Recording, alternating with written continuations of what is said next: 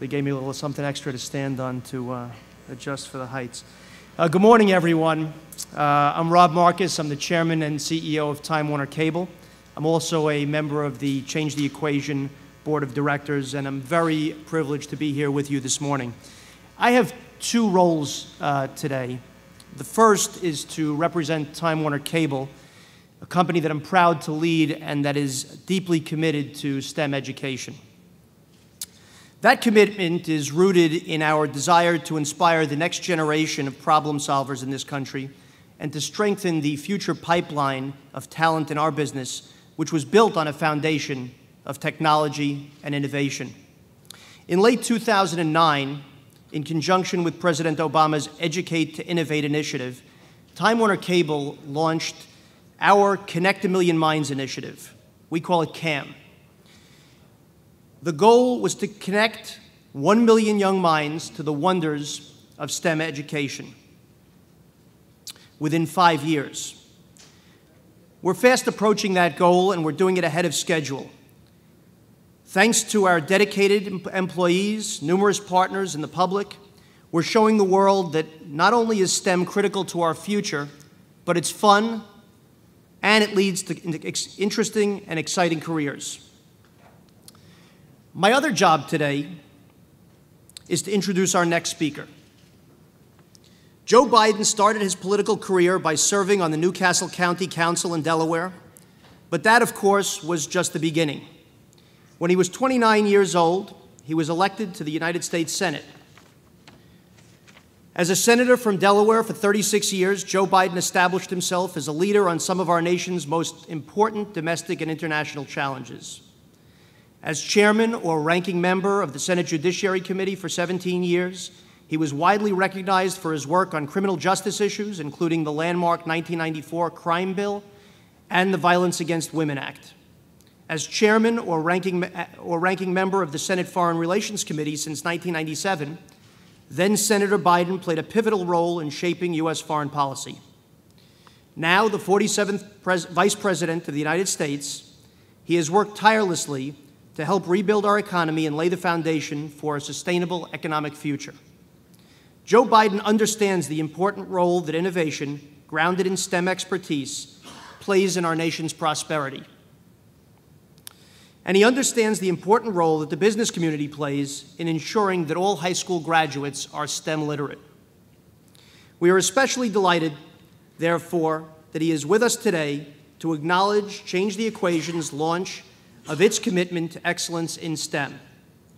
By signing the commitment, our member companies are demonstrating their resolve to improve STEM learning and their intention to collaborate around shared goals, excellent STEM learning for every K-12 student in unique ways.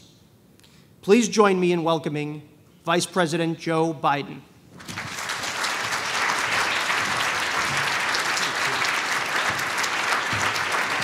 Thank you very much. Please sit down. Thank you. Thank you, Rob and Dr. Rosen and Craig, Mr. Chairman. Thank you. I was kidding your chairman. I said, no such thing as retirement. He said, no one can ever retire from this endeavor. And I happen to agree. Folks, I'm here basically to say thank you. Thank you for the work you've done. Thank you for the work you're continuing to do. And thank you for what I expect are going to be long-term, profound results for the people, young people in particular, but all the people of this country. This is probably the one audience in America I could speak to that understands fully both the urgency and the statistics underlying the urgency. In the next 4 years, there will be over 1 million more jobs requiring science, technology, engineering, and math skills. But 15-year-olds in the United States rank 27th in math, 20th in science, and 34th out of 34 countries. The percentage of women earning computer science and engineering degrees has actually decreased over the past decade, in spite of the fact there are more women in college than men. They are doing better than men. There are more valedictorians and salutatorians that are women than men. Notwithstanding that, there's a decrease in the number engaged in the endeavors that are most needed. African American and Latinos represent about 33% of the college-age population, but only 16% of the engineering degrees and certificates. And we find ourselves right now, I know you all know this as well or better than I do, at a real inflection point in American history. We can either correct course and help our young people meet the future with skills to succeed, or we're going to continue to widen the gap between opportunity and achievement. My wife, Jill, who's a full-time professor, although she's right now, as I speak, doing Villanova's commencement speech, she has an expression. She says, any country that out-educates us is going to out-compete us. It's a pretty basic equation. It's not, as they used to say a long time ago, it's not rocket science. 5 years ago, President Obama stood at the National Science Foundation and said, and I quote, "Today I want to challenge you to use your love and knowledge of science to spark the same sense of wonder and excitement in a new generation." And you all stood up. You stood this organization up. And you responded to the challenge, both because you're passionate about the subject and also you want to see this next generation succeed, but you also have an overwhelming interest in success, not only for the country, but for your companies as well. Because if we're going to compete, we've got to go where the future is, and the future is in STEM-related education. And what that calls for, in our view, the president and mine, is an all-of-the-above approach. What you're doing is the single most basic thing we can do, and that is challenging and changing the culture of STEM education in American schools from kindergarten moving forward. The coalition that you all have built is a powerful one. More than 20 of you are members of the Fortune 100. 39 of you are the Fortune 500. And together you represent over 5 million employees, all good-paying jobs, I might add. Middle-class jobs you can raise a family on, where you can own a home and not rent it, where you can live in a neighborhood where you're confident your child is safe and you are safe. You can send your kid to a park with no fear, and you can send them to a school that you know if they do well, they'll be able to go on beyond high school. That's my definition of middle class. You are the rock bed of providing those jobs. And while many of you and your companies have been leaders in supporting STEM education for years, the fact that you've all come together to speak with one voice, I believe, is a game changer. At least has the potential to be. Instead of trying to put out fire with 100 little eyedroppers around the country, you all are focusing on a single focus, a single fire hose out there. And you're achieving results. You're focusing your corporate donations and support on a few proven programs. And you're changing, in the process, changing the lives of tens of thousands of students. For example, 7 of your member companies have stepped up to fund the advanced placement program in over 400 underserved high schools. I went to one of those Catholic high schools in my state that was academically challenging, and we had to take 4 years of science, 4 years of language, et cetera. And one of the things I found out is it didn't matter. It didn't matter where you came from. I don't buy into, nor is there any data to support that children from deprived circumstances are not able to learn as well as children from circumstances that are much better.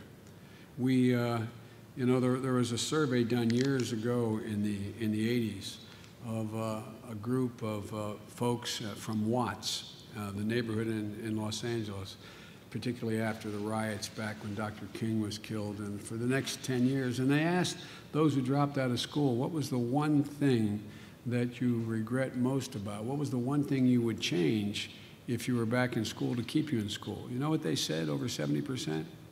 It wasn't challenging enough. I didn't get challenged. None of these are wealthy kids. They're all minority kids. So the thing I like about all of you is you understand that.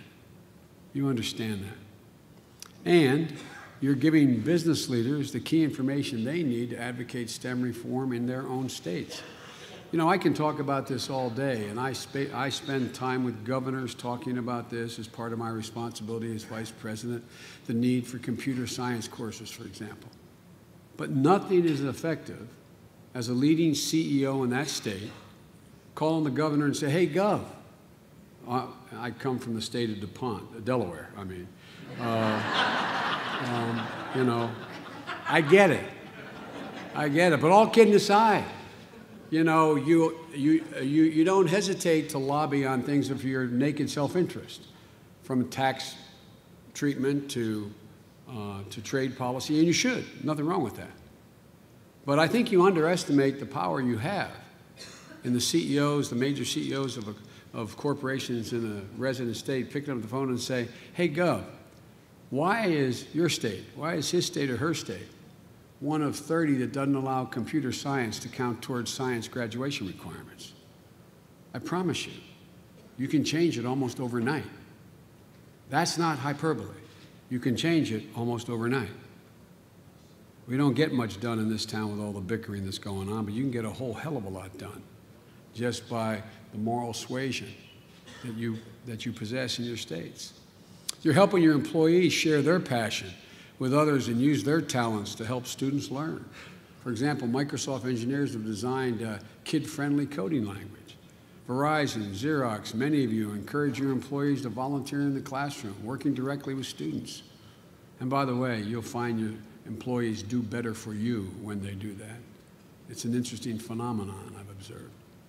And as of today, 26 of your member companies have put their name on the line with a commitment to STEM, a pledge to take action to improve science, technology, engineering, math education all across the country. Now, I don't want to lay on you. Your job is to take care of your stockholders. So I'm not here to tell you all of a sudden you have all these overarching moral obligations and layer on you requirements that are really community requirements. But you have a profound impact. You've already, I can't believe you're not feeling it already. You know, what you began in 2010 is what I hope will be an incubator of change all across the country. Because you know what I know. Every single child is capable of doing the work if given the right foundation. If you can just spark. You know, it's education, as my wife points out, I think it was a Yeats quote, is not filling a bucket, it's lighting a fire. That's what this is about. That's what this is about. And what you're doing is a great equalizer that can lift entire communities. You know, if I had told you when this administration started that we would be graduating by this time over 80% of our students from public schools, I think we would have all raised our hands and said, we'll take it, compared to where things were. Over the last 5 years, we've lowered the dropout rate for minority students by 25%, 30% for Latinos. And according to the National Association of Educational Progress, we made modest increase in math achievement among 4th and 8th graders. But the generic point I want to make is, I think the country's ready. I think the country's ready. I think people feel this. They taste it. Coming from Claymont, Delaware, a working class, was then a steel town. I think we vastly underestimate the instinct and desire of, have you ever met a parent, whether they are one of your rising stars in your corporation or someone in a barrio or a ghetto? You ever met a mom who doesn't want their kid to go to college? You found one? I don't find them anywhere. I don't find them anywhere. The point I'm making is I think the country's ready, unlike any time before. But I don't need to tell you that we still have a whole heck of a lot to do. The same national assessment that showed too few of our students are proficient in math and science, it showed that 12th graders have shown no marked improvement. But we have a cadre of high school students who, with a little bit of help, I think can get in the game. So we've invested $4 billion in state race to the top competitions, which unleashed a wave of education reform across the states, including math and science. Florida, for example, is using the funds from the race to the top to offer enhanced math and science courses and extracurricular opportunities to gifted students in 27 rural 27 rural districts. We provided $270 million through investing in innovation program to promote evidence-based science, technology, engineering, and math educational programs. We've awarded $15 million to the National Math and Science Initiative to increase the number and diversity, and I emphasize diversity, of students taking and passing math, science, and English AP exams. You know, we know we will have succeeded if we create 1 million more STEM-ready graduates that we need by 2018 to meet the growth in STEM-related occupations. Educating our young people is the most critical, basic responsibility we have as a nation in order to impact on our future.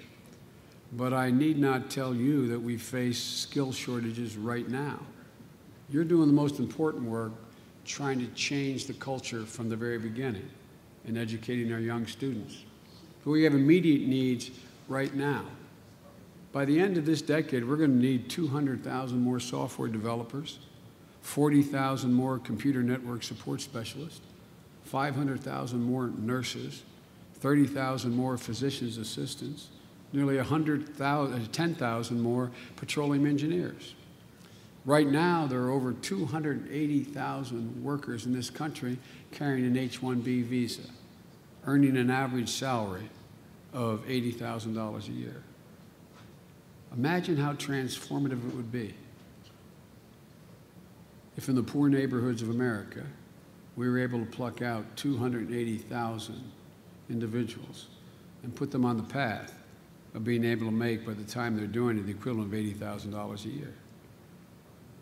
This has the ability to transform. I ran the H-1B program for a long, long time when I was on the Judiciary Committee.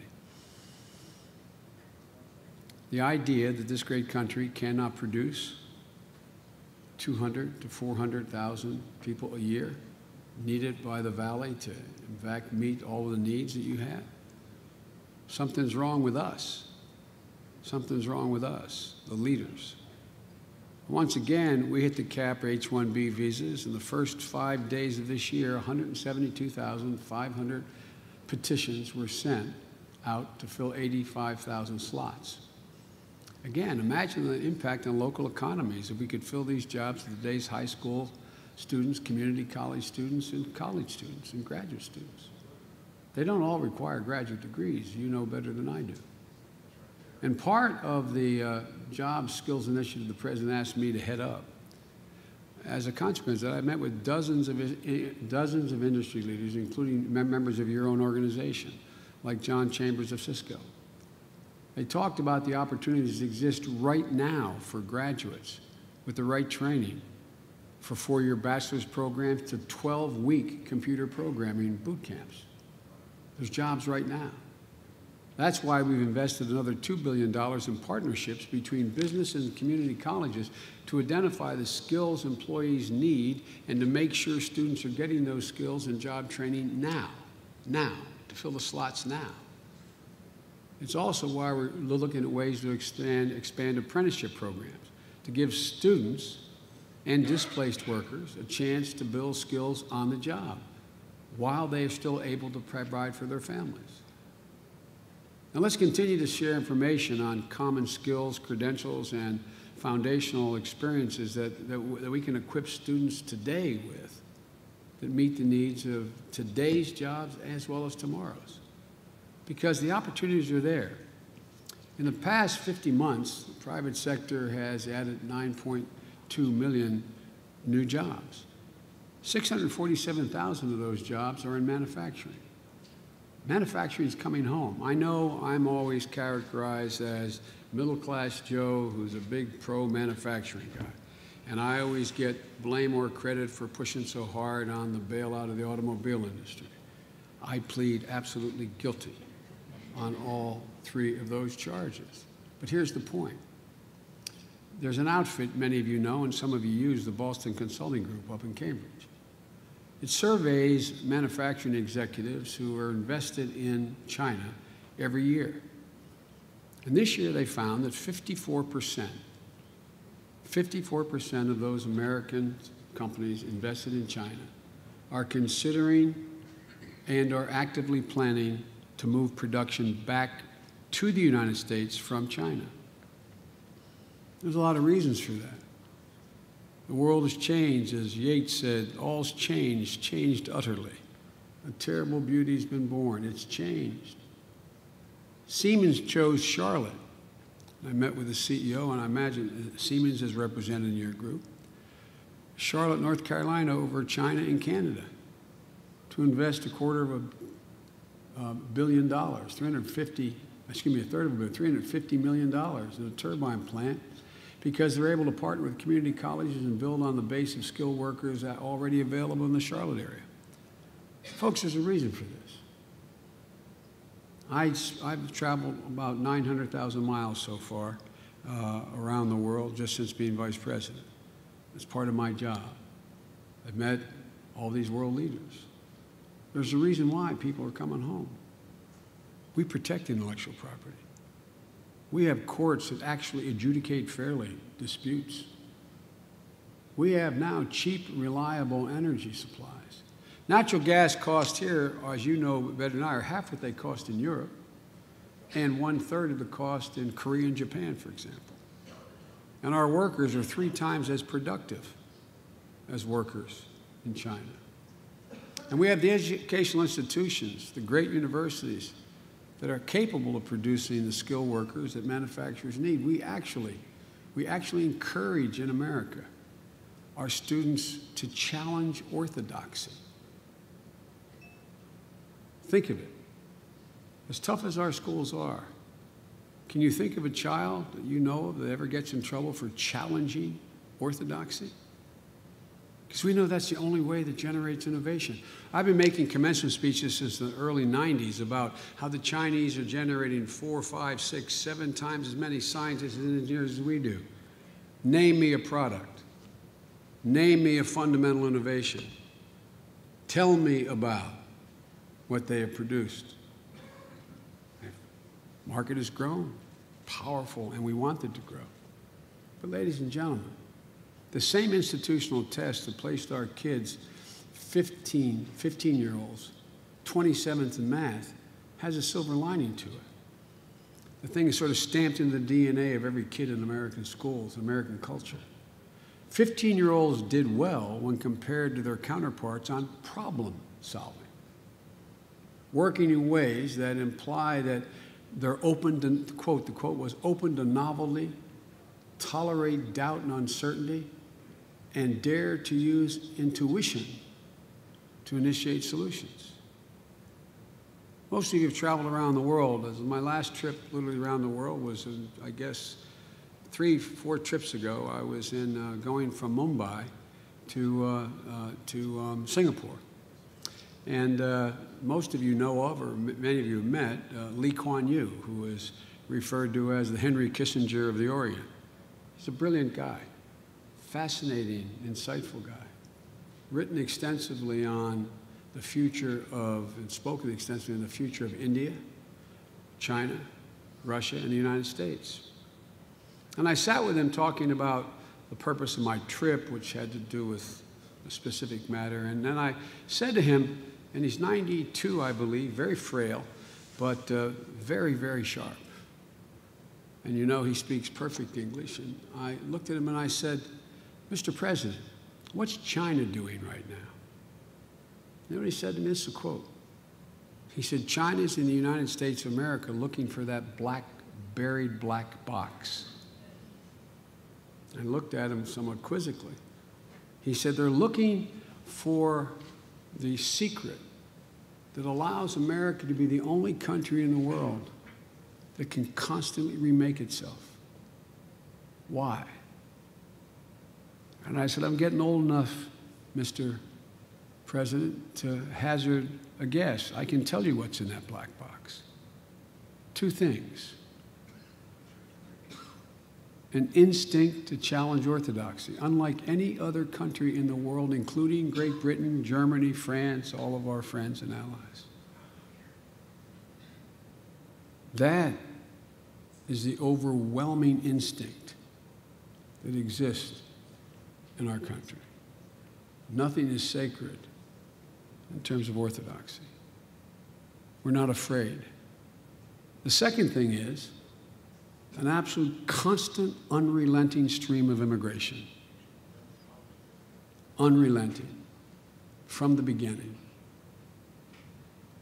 The reason for that is, said Mr. President, is that it takes something special for someone to be sitting in some god-awful or good place around the world and say, you know, turn to their spouse and say, tell you what, honey, let's pick up and leave everything we know and love and are comfortable with behind. And let's go off to another country where we don't speak the language and they probably don't want us. We're going to have fun. But think about it. No, really, think about it. We get down here in Washington, we talk in techno speak. We talk like, think like an ordinary person. What does it take? There's sort of a self-selecting process that takes place for immigrants when they come. They're among the most adventuresome, they have the most courage, and they have the least fear. What are the ingredients that we're looking for if you can couple them with a sound basic education? That's what makes us so incredible. It's right here. It's the core strength of this nation. And really, unlike any other nation. I spend a lot of time with President Xi. I know him. I've spent more time with him than any other world leader. I spent 5 days traveling China with him, 4 days here when he was vice president. I've recently spent 5.5 hours with him. China's got a gigantic problem. They got incredible opportunities, but a gigantic problem. Their one-child policy has produced such a disproportionate